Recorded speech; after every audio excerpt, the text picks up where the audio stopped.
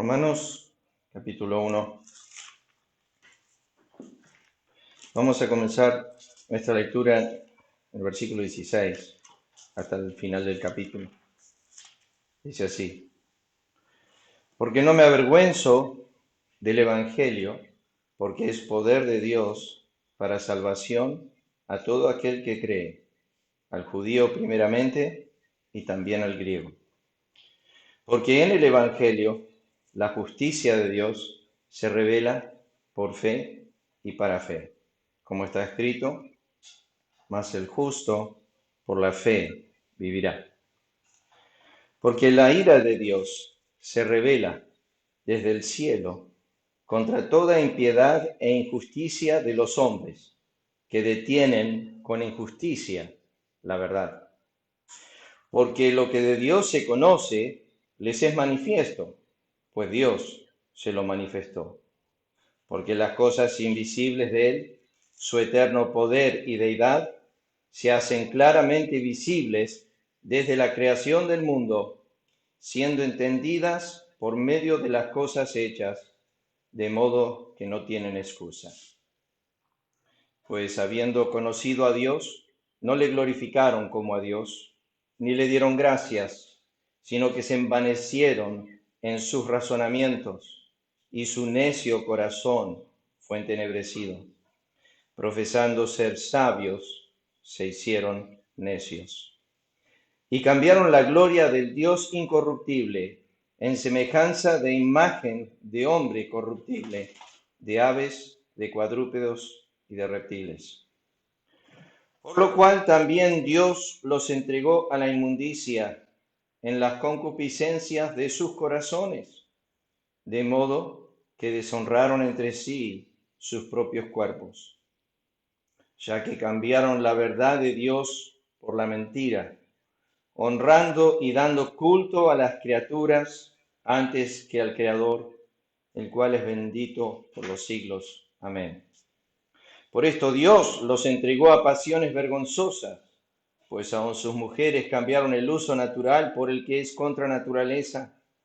De igual modo también los hombres, dejando el uso natural de la mujer, se encendieron en su lascivia unos con otros, cometiendo hechos vergonzosos hombres con hombres, y recibiendo en sí mismos la retribución debida a su extravío. Y como ellos no aprobaron tener en cuenta a Dios, Dios los entregó a una mente reprobada para hacer cosas que no convienen, estando atestados de toda injusticia, fornicación, perversidad, avaricia, maldad, llenos de envidia, homicidios, contiendas, engaños y malignidades, murmuradores, detractores, aborrecedores de Dios, injuriosos, soberbios, altivos, inventores de males, desobedientes a los padres, necios, desleales, sin afecto natural, implacables, sin misericordia, quienes habiendo entendido el juicio de Dios, que los que practican tales cosas son dignos de muerte, no solo las hacen, sino que también se complacen con los que las practican. Hasta acá la lectura de las Escrituras.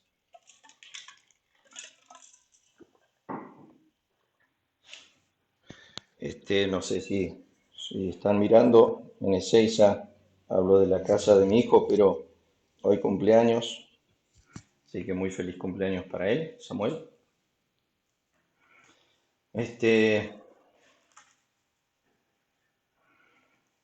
Habíamos estado estudiando y mirando el versículo 17. En el Evangelio, la justicia de Dios se revela por fe y para fe, como está escrito: mas el justo por la fe vivirá.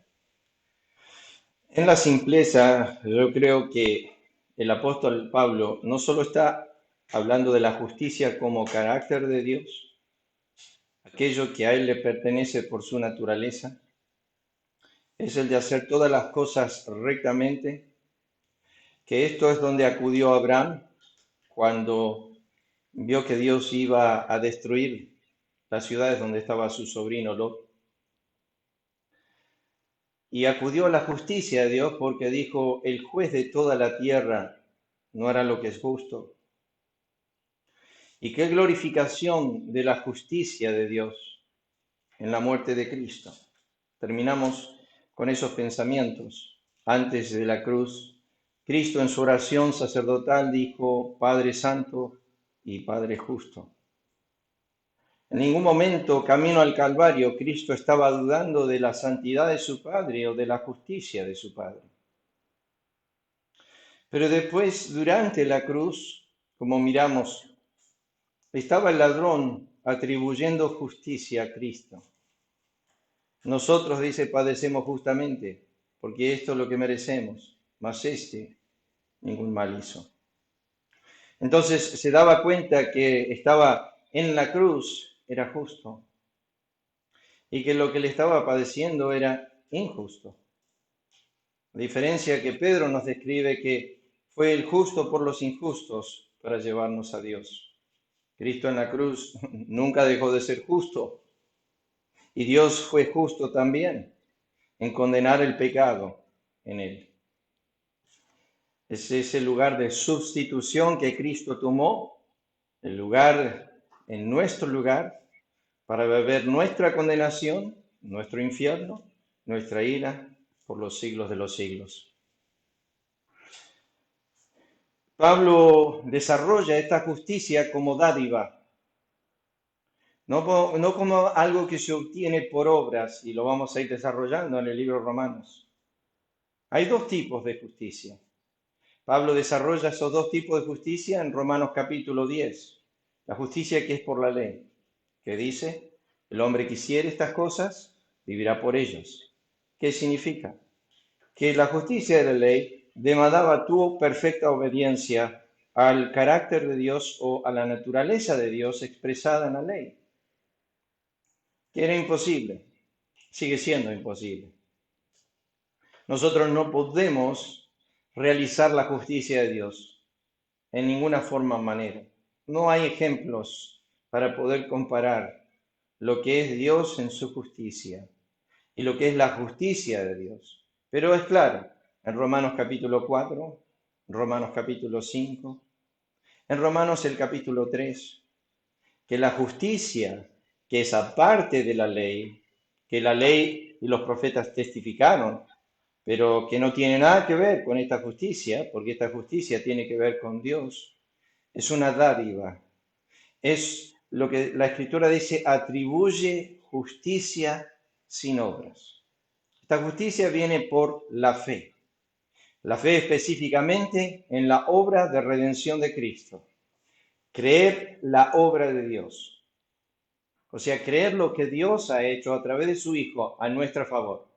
Es Dios haciendo todo por nosotros. Y nosotros recibimos, como Abraham en el Antiguo Testamento, nosotros también, como David, a quien Dios atribuye justicia, dice, sin obras. Más adelante, Pablo en Romanos 5 habla de el don de la justicia. Entonces, es esta justicia de la cual se revela en el Evangelio.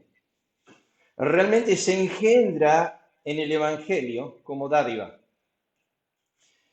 En Romanos 3:26, cuando lleguemos ahí, dice que es a través de esta obra de Cristo en sustitución y Él llegando a ser la propiciación, que Dios llega a ser justo en la justificación del impío.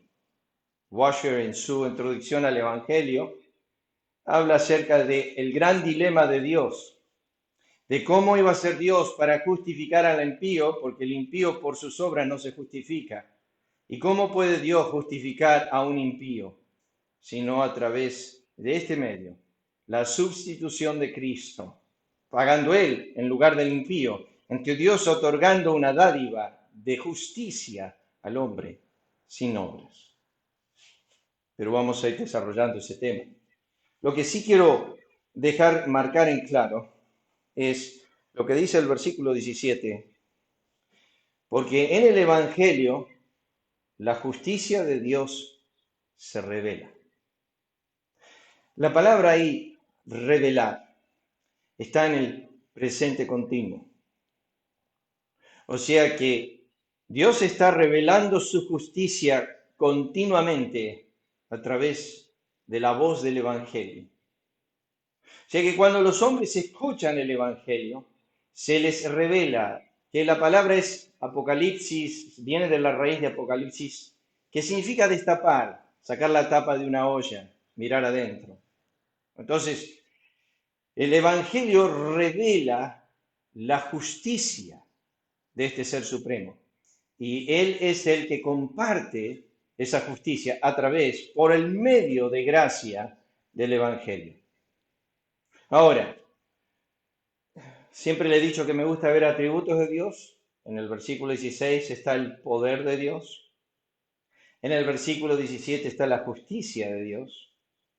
Pero en el versículo 17 al final está la vida de Dios impartida. Mas el justo dice, por la fe vivirá. Uno de los mensajes extensos del Evangelio predicado es lo que Cristo dijo: yo soy el camino, la verdad y la vida. Yo he venido para que tengan vida y para que la tengan en abundancia. Romanos aún 6:23 dice que la paga del pecado es muerte, pero la dádiva de Dios es vida eterna en Cristo Jesús. Todos los pasajes que vemos en el Nuevo Testamento equiparan vida con Cristo. Y dijimos que Cristo es la sabiduría de Dios, Cristo es el poder de Dios, Cristo es la justicia de Dios y finalmente tenemos Cristo es la vida misma de Dios. Por eso Efesios dice que estaban ajenos a la vida de Dios por la ignorancia que en ellos hay. Acá tenemos el atributo de vida que también viene dentro del Evangelio. Los que escuchan el Evangelio y son llamados por Dios al arrepentimiento, reciben de parte de Dios lo que dice Efesios: Él os dio vida a vosotros cuando estabais muertos en vuestros delitos y pecados. Recuerden, hermanos, que estamos viviendo cuando recibimos vida. ¿Entienden eso? Nosotros tenemos vida de parte de Dios. Eso es la vida física. Eso es Génesis, el capítulo 2, cuando dice que Dios sopló en Adán aliento de vida. Eso no era vida eterna, eso era vida física.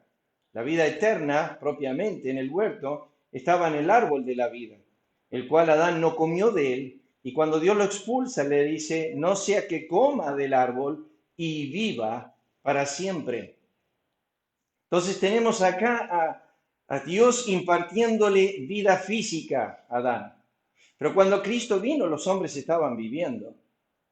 Y él en Juan 6, en Juan 5, en Juan 8, en Juan 7, en Juan 9, en todos los capítulos de Juan hace referencia a la vida, pero está hablando de la vida espiritual, está hablando de la vida eterna, a la cual él comparte. Por ejemplo, él dijo en Juan 6, yo soy el pan vivo que descendió del cielo. Yo soy el pan vivo que descendió del cielo. En Juan 11 él dijo: yo soy la resurrección y la vida. En Juan 9 habló acerca de, en Juan 8 dijo: yo soy la luz de la vida. Juan 1:4 dice: en él estaba la vida y la vida era la luz de los hombres. Juan 3 dice: para que todo aquel que en él cree tenga vida eterna.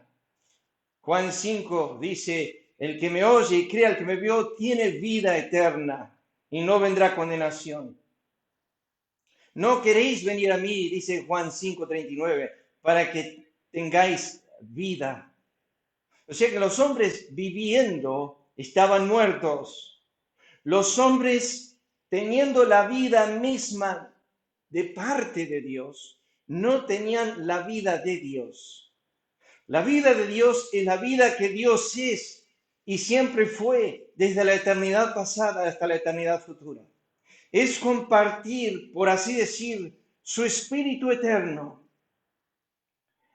Cuando un hombre llega al conocimiento de la verdad, cuando un hombre llega al conocimiento del Evangelio, Dios le imparte su misma vida, le comparte a Cristo. Cristo es esa parte de la divinidad donde Dios decidió que se manifiesten claramente sus atributos. Bueno, y acá tenemos en el Evangelio de Juan, A través del Nuevo Testamento, Juan dice, el que tiene la vida, el que tiene al Hijo tiene la vida. El que no tiene al Hijo no tiene la vida. Entonces, hasta ahí llegamos con ese concepto. Solamente quería que noten conmigo, desde el versículo 16 al 17 tenemos el poder de Dios, tenemos la justicia de Dios y tenemos la vida de Dios en el justo. O sea que en resumen, y esto es poco, porque es en resumen, el Evangelio por lo menos contiene el poder, la justicia y la vida de Dios para la persona que es justa. Y es el poder de Dios y es la justicia de Dios que lo hace acepto ante su presencia y que puede estar eternamente en la presencia de Dios. Y después, obviamente, la vida compartida, que es la comunión íntima de Jehová. Es esa comunión de todo lo que Dios es. Pedro describe esto más adelante en su segunda carta cuando dice, Dios nos ha dado todas las cosas que pertenecen a la vida y a la piedad. Y ahora seguimos el texto, porque Pablo de ir a la justicia de Dios en el Evangelio. Es interesante, hermanos, solo quiero que lo piensen, que Pablo no hace referencia al amor de Dios en el Evangelio. Recién Pablo menciona el amor de Dios del Evangelio en Romanos el capítulo 5. Antes de eso no está tratando el amor de Dios, pero enseguida se introduce a la condenación. Enseguida se introduce al dilema humano.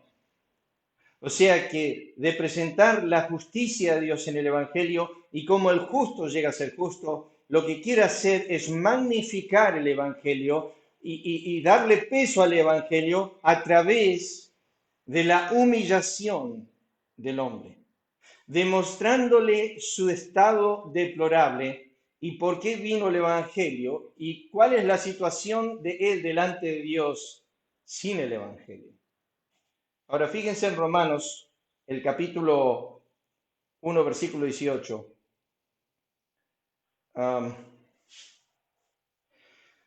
Quizá vamos a tomar otro domingo para desarrollar este pasaje, pero fíjense lo que dice el versículo 18. Porque la ira de Dios se revela desde el cielo contra toda impiedad e injusticia de los hombres que detienen con injusticia la verdad. Este versículo no para ahí. Yo sí voy a parar acá por hoy, pero este versículo no para y tiene una continuidad con los pecados de los hombres y por qué la ira de Dios viene sobre los hombres. Pero lo que yo quiero enfatizar, primeramente, quiero que noten conmigo, que esta palabra revelar se encuentra más o menos unas 12 veces en el Nuevo Testamento, 3 de ellas en Romanos. Pero es significativo cómo aparece en Romanos la palabra revelar. Primeramente, fíjense en Romanos 1:17. En el Evangelio la justicia de Dios se revela. Entonces tenemos nosotros la justicia de Dios presente continuamente en el Evangelio. Cuando uno oye el Evangelio, lo que se está anunciando es la justicia de Dios. Se revela la justicia de Dios. O sea, el hombre al escuchar el Evangelio comienza a entender que Dios es justo y que Él no lo es. Lo segundo de esta palabra griega revelar, que es destapar, es lo que dice en versículo 18. Porque la ira de Dios se revela. La palabra acá también está en el mismo tiempo, presente continuo. Literalmente se debería traducir de esta forma. La ira de Dios se revela continuamente. La ira de Dios se revela continuamente. Piper, en su exposición de este texto, dice que una de las manifestaciones de la ira de Dios continua en el mundo desde el cielo es la sentencia de muerte. Y no hablamos del coronavirus, no estamos hablando de eso. Estamos hablando de el desierto morirás, de Génesis el capítulo 2. Si ustedes, como ya he dicho tantas veces, miran en internet, pónganlo, googleenlo. Es simple encontrar. 2 personas por segundo mueren. Es una cantidad enorme. Han muerto en 2 días. En toda la humanidad, más personas que han muerto en el mundo por coronavirus. En 2 días. Pero sin embargo, el apóstol Pablo dice, que la ira de Dios se revela. Y ahora vayan a Romanos, el capítulo 8, para la tercera vez que se menciona la palabra revelar. Romanos 8, el versículo 18, pues tengo por cierto que las aflicciones del tiempo presente no son comparables con la gloria venidera que en nosotros ha de revelarse, es la misma palabra griega, ha de manifestarse.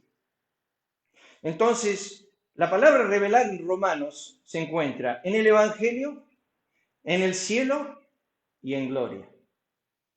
Y Pablo está diciendo esto: si tú no recibes la revelación del Evangelio, que es la justicia de Dios, vas a sufrir la revelación de la ira de Dios. Pero si tú recibes la revelación del Evangelio o de la justicia de Dios en el Evangelio, vas a participar de la revelación de gloria, que eso es eterno, futuro. Pero no vas a participar de la revelación de gloria si no participaste de la revelación del Evangelio, pero sí vas a participar eternamente de la revelación de su ira. Entonces, en simpleza, el apóstol Pablo desarrolla estos tres aspectos de la palabra revelar, que en los evangelios está encontrada como todo lo que está oculto se hará manifiesto o será revelado. O sea que no hay cosa que sea oculta, sea buena o mala. Sí, ténganlo por cierto que todo lo que los hombres hacen, bueno o malo, será expuesto. Si pasan mucho tiempo en oración y no lo dicen a nadie, vuestro Padre que está en secreto lo recompensará en público, delante de todos, lo va a exponer, bueno o malo. Todo lo que hayamos hecho será expuesto. Todo lo que los hombres hablen en secreto será expuesto. Todas las palabras de los hombres serán juzgadas. Todas las intenciones del corazón, todos los secretos de los hombres, Romanos, el capítulo 2, versículo 16, serán expuestos. Entonces, esta palabra, revelar, es una palabra que a nosotros como hombres nos asusta, porque todas las cosas están expuestas, abiertas a sus ojos, dice la Escritura. Él tiene un registro absoluto desde cada lágrima que cae del ojo de un justo, que él junta en su redoma, de cada gemido del corazón. Y después, obviamente, lo que Pablo dice: en aquel día el Señor aclarará las intenciones del corazón y todo se hará manifiesto en aquel día. Por eso, no debemos preocuparnos por anunciar acerca de nuestras obras o lo que estamos haciendo, porque Cristo dijo 7 veces en Juan: yo conozco tus obras. Yo conozco tus obras. Ahora, fíjense lo que dice el versículo 18. Porque la ira de Dios se revela desde el cielo. ¿Ok? Voy a pausar aquí, porque necesito, por un momento, que pensemos en la ira de Dios del pasado. Recuerden que hay tres tiempos en la ira de Dios. Está la ira pasada en las Escrituras. Está la ira presente, la cual Pablo está hablando aquí en Romanos. Y está la ira venidera, la cual la Escritura habla, que es la ira futura. Hay distintas clases de ira expresadas en la Escritura. MacArthur, en su exposición de este tema, voy a ir hasta ahí, hasta las notas, dice así: está la ira indirecta de Dios. ¿Y qué es eso? Es mediante las consecuencias naturales de transgredir su ley moral universal. Dios puso límites, Dios puso parámetros. Es lo que dice Gálatas capítulo 6. Dios no puede ser burlado. Todo lo que el hombre sembrar, eso también segará. Tú no puedes transgredir las leyes que Dios ha puesto en el universo. Por ejemplo, si subes a un edificio y te tiras de ahí. Si está la ley de la gravedad y bueno, no tienes un paracaídas, lamento decirte que no te va a ir bien. Porque no puedes desafiar la ley de Dios. Bueno, MacArthur dice que esto es lo que llamamos en la revelación de la ira de Dios, la ira indirecta, donde Dios puso parámetros para que los hombres no se burlen de él. Segundo, es la ira directa de Dios. Esa ira directa es su intervención personal, como el diluvio, como Sodoma y Gomorra, como echar afuera a Satanás del cielo, como expulsar a Adán y Eva del huerto, como cuando castigó a Usa por tocar el arca, a los hijos de Aarón por entrar con fuego extraño. Bueno, los ejemplos son innumerables, ya vamos a ir a eso. MacArthur dice que hay 5 tipos de ira de Dios. 2 maneras de manifestarse, indirectamente y directamente. Pero hay 5 tipos de ira de Dios. La primera que tenemos es la ira eterna. Cuando hablamos de ira eterna, hablamos de lo que conocemos como el infierno, el fuego, el castigo eterno. Hoy no hay hombres sobre la tierra que estén sufriendo la ira eterna. Van a ser expuestos a esa ira y están camino a esa ira. Y es inmediato que si rehúsan creer el Evangelio, dice Juan 3:36, la ira de Dios reposa sobre ellos. Entonces tenemos lo que es la ira eterna. Esa es la ira a la cual Juan el Bautista le dijo a los fariseos escribas, ¿quién nos enseñó a huir de la ira venidera? Esa ira a la cual los hombres no se dan cuenta que van a participar. Voy a pausar aquí. Quiero regresar a unas notas que tengo aquí de Thomas Watson. Tendría que haber ordenado mejor esto, pero escuchen las palabras de Thomas Watson.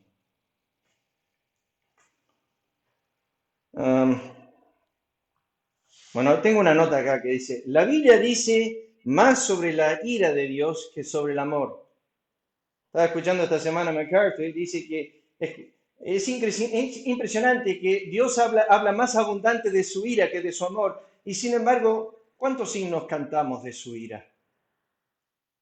¿Cuántos himnos tenemos que hablan acerca de la ira de Dios? Nosotros no glorificamos, no magnificamos la ira. Sin embargo, en Apocalipsis 19, esto es lo que están haciendo. Todo el libro de Apocalipsis es una demostración de la ira del Cordero, conforme a capítulo 6. Es la revelación de su gloria, ¿a través de qué? De su enojo. De su enojo. Es su ira expresada en todos los capítulos de Apocalipsis. Sin embargo, no tenemos muchas alabanzas donde nosotros alabamos la ira de Dios. Habría que pensar en eso. Empezar a escribir algunos himnos. Jesús habló más sobre el infierno que sobre el cielo. Thomas Watson, y cito a él, Dios golpea lento, pero pesado. Job 49, ¿tienes un brazo como Dios? ¿Puedes dar un golpe así? Dios es el mejor amigo, pero el peor enemigo. Thomas Watson. Dios es el mejor amigo, pero el peor enemigo. Thomas Watson dijo de Salmo 90:11, qué tontos son ellos que, por una gota de placer, desean beber un mar de ira. Preferimos vivir 70 años bebiendo de una gota de placer de Dios y no preocuparnos por el mar de ira que nos espera eternamente. El mar de ira. Bueno, eso me vino a la mente pensando en la ira de Dios. Entonces está la ira eterna. Segundo, MacArthur dice, está la ira escatológica. ¿Qué es esa? Eso corresponde al último día o a la gran tribulación, como nosotros vemos en Apocalipsis. Corresponde al momento donde Dios va a traer una ira expresada de sí mismo que el mundo nunca conoció. Es esa ira que está mezclada, obviamente, con misericordia, porque no es eterna, pero es catastrófica para los hombres. Estar a la ira, dice MacArthur 3, estar a la ira de cataclismos, como el diluvio, como Sodoma y Gomorra, como los tsunamis, como los terremotos. Estaba leyendo esta mañana que suceden 50 terremotos por día. Son temblores pequeños, nosotros no los percibimos, pero 50 veces por día se remueve la tierra. Tormentas desde el cielo. Ya vamos a introducir todo este tema y yo me doy cuenta que va a llevar más que este domingo para desarrollar. Pues todavía no hemos empezado. Mi esposa se ríe. Ay, ay, ay. Tormentas. Hay 40.000 tormentas por día. 1.800 a cada momento, dicen los meteorólogos. Descargas de potencia y fuerza incomprensibles. Medidos. 200 rayos caen por segundo a la Tierra. Es impresionante todo lo que está sucediendo. Eliú habló acerca de las tormentas como la expresión de la ira de Dios. Vamos a desarrollar eso también. Ira de consecuencias, cuarto. MacArthur dice entonces, ira eterna, número 1. Ira escatológica, número 2. Ira de cataclismos, número 3. Ira de consecuencias. ¿Eso qué es? Eso corresponde al principio de siembra y cosecha. Eso corresponde a las leyes que Dios ha puesto que tú no te puedes burlar. Que eventualmente vas a cosechar lo que sembraste. Si siembras para el espíritu, vas a cosechar. Pero si siembras para la carne, de la carne segarás. Eso es la ira de consecuencia. Y finalmente, que es en Romanos, es la ira de abandono, que consiste en quitar todos los frenos morales, que consiste en dejarnos a nuestros deseos y pasiones y hasta aumentarlos, hasta darnos mucho más de lo que nosotros estamos buscando. Les doy una cita nomás. En el libro de Oseas, se las voy a leer. No necesitan buscar ahí. Muchas veces nosotros renegamos con Dios, pidiendo y pidiendo y pidiendo que nos dé cosas y que nos otorgue las cosas. Dice así la Escritura.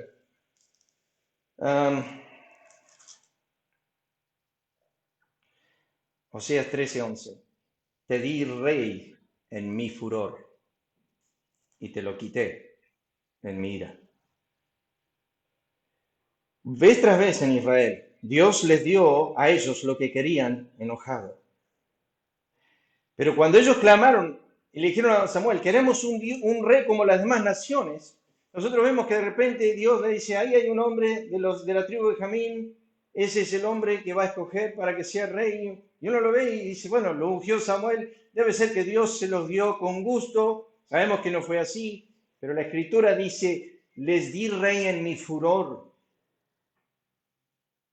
Tú pides a Dios y de repente Él te da y tú dices, fue una bendición. No, fue una dádiva de su ira. Fue una dádiva de su enojo. Es como el nene que el padre escucha al nene diciendo, dale, dale, papi, dale, papi, dale, papi, dale, dale, dale, dale, papi, dale, dale, dale, comprame un chupetín, papi, dale, dale, dale, dale. Y entonces el papá dice, tomá, andá y comprátelo. Enojado, una dádiva de enojo. No porque estaba contento con darle. Les di rey en mi furor y se los quité, dice la Biblia, en mi ira. Entonces, tenemos esta ira de parte de Dios, que es la que se encuentra en Romanos. En Romanos tenemos esta ira continuamente revelada hacia los hombres. Un Dios airado que se manifiesta en un sinfín de maneras desde el cielo. Y vamos a desarrollar eso. Pero antes que nada, déjenme ver un segundo porque estoy a 33 minutos. 10 minutos más. Cierro con la ira sobre los justos. ¿Ok? Cierro sobre la ira sobre los justos. Nosotros cuando pensamos en la ira de Dios, pensamos que Dios no está enojado con los creyentes. Si cuando piensas en la ira de Dios en relación a los justos, tienes que pensar en la ira venidera. Tienes que pensar en la ira que tiene que ver con el infierno. Tiene que ver con la ira de condenación. Denme paciencia, puse demasiadas notas y tengo una nota acá Acá voy a leer esto de Thomas Watson. Es cierto que Dios no ve pecado en su pueblo con un ojo de venganza, pero lo ve con ojo de observación. Él no ve pecado en ellos para condenarlos, pero Él lo ve para enojarse y castigarlos severamente. David lo encontró así cuando gritó con los huesos rotos. Thomas Watson lo dijo cuando David citó Salmo 38 y dijo: Jehová, no me reprendas en tu furor, ni me castigues en tu ira. Salmo 38:1. No me castigues en tu ira, ni me reprendas en tu furor. Entonces, cuando pensamos en la ira de Dios sobre los justos, no tiene que ver con la ira eterna, pero sí Dios está enojado con los justos y muchas veces. Déjeme citarle pasajes. En Éxodo 4:14, Moisés está discutiendo con Jehová. Entonces dice Jehová se enojó con Moisés. Es la misma palabra. Moisés tenía dos hermanos, Aarón y María. La Biblia dice que Dios se airó repetidas veces contra ellos, contra Moisés, contra Aarón y contra María. La Biblia dice que en Números capítulo 12, cuando ellos hablaron contra Moisés, la ira de Jehová se encendió contra ellos y se fue. ¡Ah, qué bendición! Dios se enojó y se fue. No, pero dejó la manifestación de su ira. Apareció lepra a María. Moisés intercede por María para que Dios la sane. Pero habían sufrido lo que llamamos la ira momentánea de Dios. La ira momentánea. Dios se enoja con su pueblo, ya sea por insistir en el pecado, por resistir a su voluntad, como Moisés, o como Jonás, que sufrió también la ira de Dios en castigarlo, en mandarlo a lo profundo del mar. Sigo leyendo. Moisés sufre a causa del enojo, sufre y pierde todo por no entrar a la tierra prometida. Moisés dijo: Jehová se enojó contra mí a causa de vosotros y juró que yo no pasaría el Jordán. Moisés dijo: Jehová se enojó contra mí, culpa de ustedes. ¿Por qué? Porque ellos provocaron a Moisés en una situación donde Moisés se enojó en su espíritu y Dios se enojó aún más y le dijo: no vas a entrar a la tierra. A Jehová tu Dios temerás y a él solo servirás y por su nombre jurarás, porque él es Dios celoso.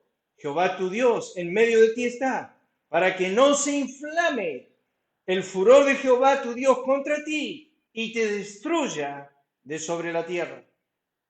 Vemos la ira de Dios en 1 Corintios 11, donde muchos están debilitados y muchos duermen y muchos están enfermos.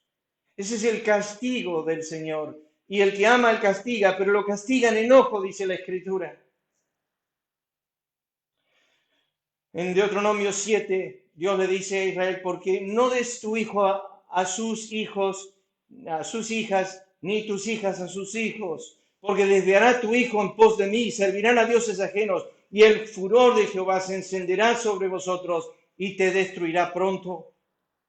En Horeb provocaste la ira de Dios y se enojó Jehová contra vosotros para destruirlo. Contra Aarón también se enojó Jehová en gran manera para destruirlo. Y también oré por Aarón en aquel entonces, porque temía a causa del furor y de la ira con que Jehová estaba enojado contra vosotros para destruiros, dice Moisés. No se pegará tu mano nada al anatema, para que Jehová se aparte del ardor de su ira y tenga de ti misericordia y tenga compasión de ti. Se enojó Dios con Salomón, por cuanto su corazón se había apartado de Jehová su Dios, que se le había aparecido 2 veces. Nosotros pensamos: Dios me ama continuamente y Dios me quiere siempre igual y Dios nunca está airado conmigo. Primera Reyes 11:9 dice: Jehová se enojó con Salomón. Josué capítulo 7, versículo 1 dice: porque los hijos de Israel cometieron una prevaricación en cuanto al anatema, y la ira de Jehová se encendió contra los hijos de Israel, y se levantaron sobre él, hablando de Acán, un gran montón de piedras que permanece hasta hoy, y Jehová se volvió del ardor de su ira David. Dijo, no me reprendas en tu enojo, ni me castigues en tu ira. Salmo 6:1. Salmo 27:9 dice, no escondas tu rostro de mí, no apartes con ira a tu siervo. Salmo 35, David dice, porque un momento será tu ira, pero tu favor dura toda la vida. A los amigos de Job, Dios dijo, mira, se encendió contra ti y tus dos compañeros, porque no habéis hablado de mí lo recto como mi siervo Job. Castígame, dijo Jeremías, oh Jehová, con juicio, no con tu furor, para que no me aniquiles. Daniel dijo en capítulo 9, versículo 6, oh Señor, conforme a tus actos de justicia, apártese ahora tu ira y tu furor de sobre tu ciudad, Jerusalén, tu santo monte. Isaías dice, porque tu marido es tu hacedor, Jehová de los ejércitos es su nombre, tu redentor, el Santo de Israel, Dios de toda la tierra será llamado. Porque como a mujer abandonada y triste de espíritu te llamó Jehová, y como a esposa de la juventud es repudiada, dijo el Dios tuyo, por un breve momento te abandoné, pero te recogeré con grandes misericordias. Con un poco de ira escondí mi rostro de ti por un momento, pero con misericordia eterna tendré compasión de ti. La Biblia dice de Saúl que Dios lo puso en su furor, lo quitó en su ira. Miqueas dice, tú enemiga mía, no te alegres de mí, porque aunque caí me levantaré, aunque more en tinieblas, Jehová será mi luz. La ira de Jehová soportaré, porque pequé contra él, hasta que juzgue mi causa y haga mi justicia. Él me sacará luz y veré su justicia.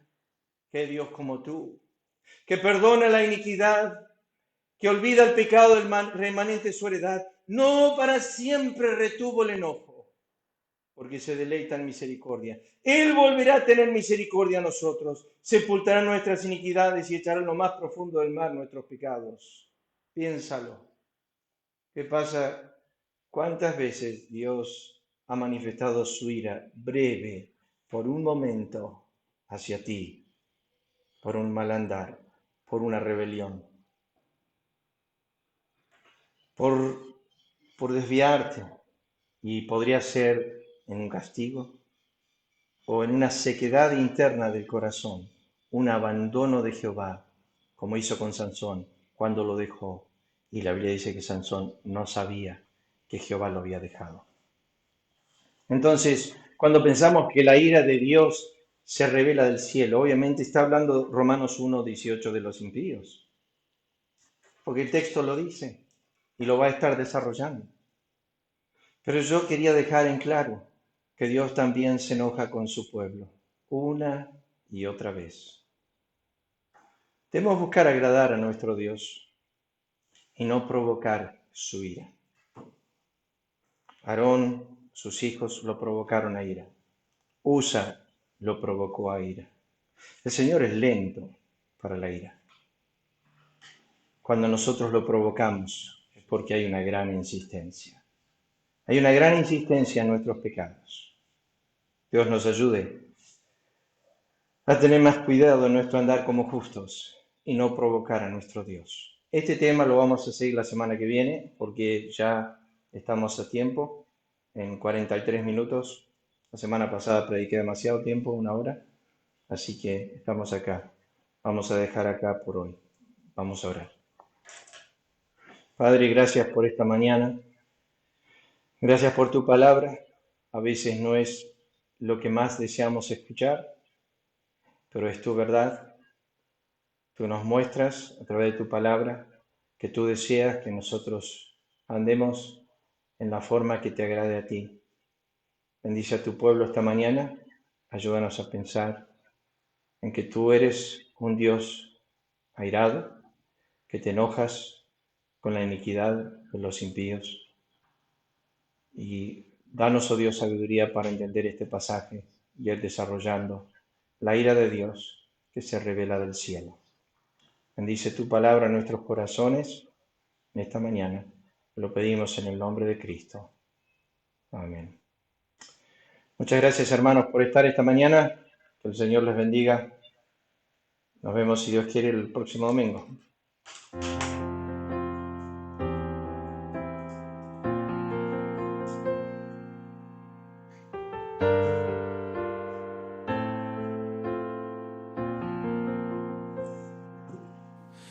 Señor, mi Redentor y roca, gran tesoro de mi corazón, mi Dios, como tú no hay otro, solo en ti hay gozo y salvación. Tu amor más alto que los cielos,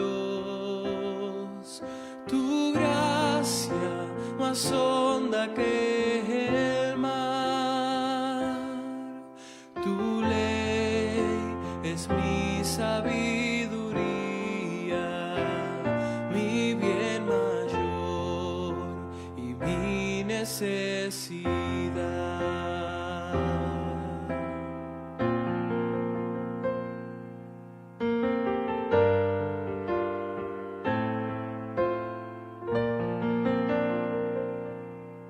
Señor, mi Redentor y roca de mi vida, fuerte defensor. Señor, tú eres mi espada contra el mal, mi escudo protector.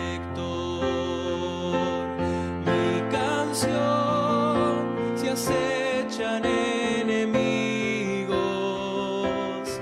esperanza en medio del dolor, mi bien en todo sufrimiento, refugio fiel en densa oscuridad.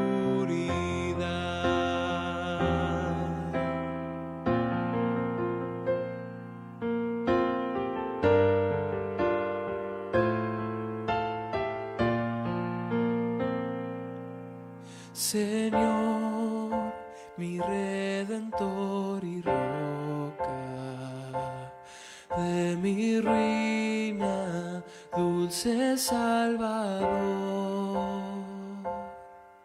mi cruz y culpa en tus hombros, tú por mí sufriste hasta morir.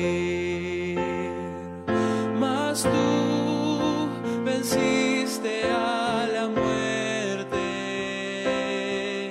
en ti encuentro libertad. Mas tú venciste a la muerte, en ti encuentro libertad. Señor, mi Redentor y roca, quiero vivir mis días para